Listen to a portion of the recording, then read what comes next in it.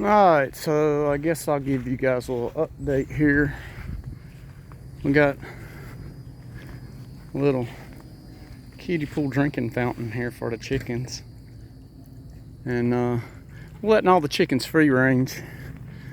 They'll put themselves to bed for the most part at night in their houses. They know where each bunch knows where they live, and they'll kind of put themselves up. Of course, these, where are they at?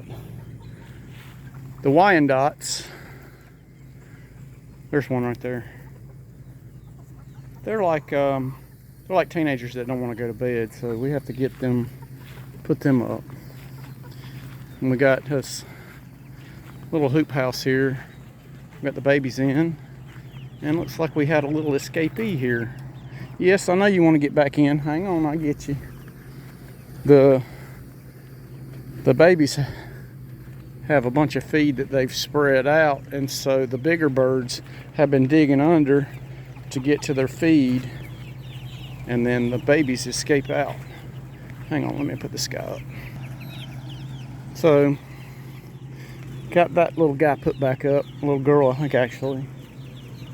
And we've been experimenting with all kind of waters. We had cup drinkers on this, and they were just problematic because the birds would knock the cups over and whatever. It was leaking pretty bad, so we put these nipple drinkers on. We'll see how they work. Got this big 5-gallon galvanized drinker, and I think it's gonna work pretty good. We got some bigger ones, or not bigger ones, I think these are actually 3-gallon, and they're kind of problematic because these right here, y'all don't belong in here. See how dry it is, but it's full of water. So thinking about going on the bottom there and drilling a few more. There's one vent hole, and you can see it right there. And so maybe we'll drill an extra hole or two in the bottoms, because the waters will be full of water, but the birds won't have any water. So we're working on that. And my ducks love it. What's up, duckies? So, and Wyandottes, like I said, they don't want to go to bed. And these chickens are crazy. So, of all the free ranging we got going on, the meat chickens love to come over here, and they have decimated Boots's garden. They came over here, and they have eaten all the tomatoes and these herbs, whatever's in these pots here that they're knocked over. They must not like the basil, which is good because I love the basil. Looks like they broke a pepper off. But just the hens, the egg layers or whatever, they haven't been over here and messed with the garden. But these meat chickens, I guess their insatiable appetite has just decimated all of Boots' garden work. But I showed you this fodder system before, and Boots had this little watering set up here, and it got clogged up. And so she got this great idea. So we had some 3/4 PVC around here. We got an end and a threaded nipple that goes into a garden hose that goes straight into our barrel here. And we capped it off on the other end. Plummet strapped it to the rack and drilled the smallest drill bit holes in the bottom of this pipe. But the problem was that the pump was pumping too much water in here and flooding the thing. So what we did is on the end of this nipple right here, inside under the hose, we cut down a drink cap, like off a 2-liter 20-ounce bottle, and drilled a hole, and it made a restriction. And it's perfect for the amount of water we need. So Let me turn it on. yeah, turn it on so they can see what's going on here. And you can see this is 2 days old or 3 days old? 2, I think. 2 days old. And they have some amazing roots on them already.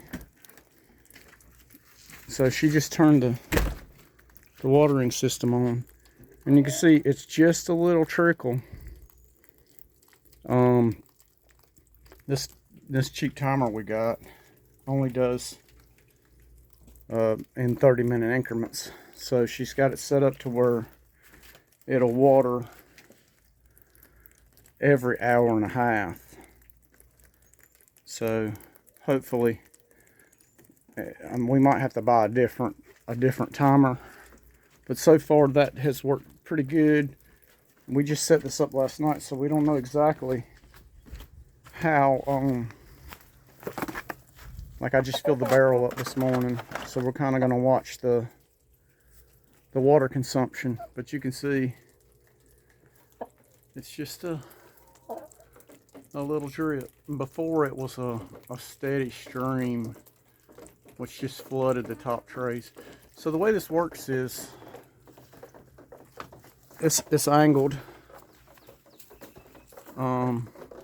The bottom side's got holes drilled in it, so each layer waters the subsequent layer. And these are 10-20 trays, which is a standard size tray. And these are really flimsy. We haven't been happy with these, so we ordered some more sturdy trays that should be here by the end of the week. And then as I'll get them, they came without holes, so I'll have to drill the holes. And then as the fodder comes to getting ready, then as I replace trays of fodder, I'll put the new trays out. But this was a six shelf setup, so it was 36 trays altogether.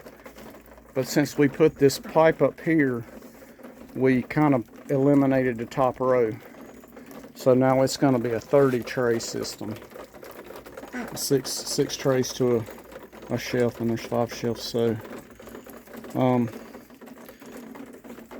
it works really good. They grow well.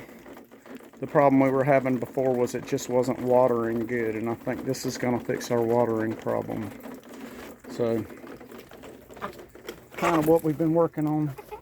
These birds have learned this is our feed soaking area. These are the buckets full of water ready to soak for tomorrow. This is some pre-soaked seed that they'll get fed here in a little bit. Try to encourage them to free range. So we'll feed them some in the morning, let them free range, and then we'll hit them again in the afternoon. And sometimes, like the hoop house over here, they've made a mess and there's a lot of feed on the ground. So to encourage them to eat that sometimes, I'll just leave them cooped up and make them clean their room, you know. So you can see all the feed that they've got in here. Now I dumped, that big pile right there is soaked feed that I dumped in there.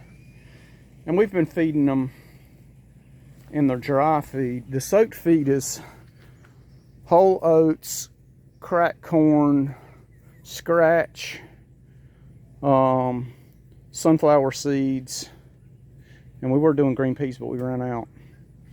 And and wild bird seed.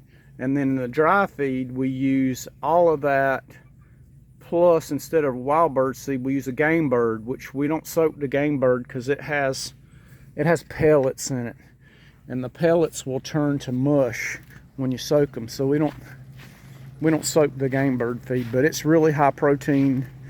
It's really good for them. So we'll mix that in their feed to try to get their diet better. And then we feed them any kind of green table scraps or whatever, kind of supplement.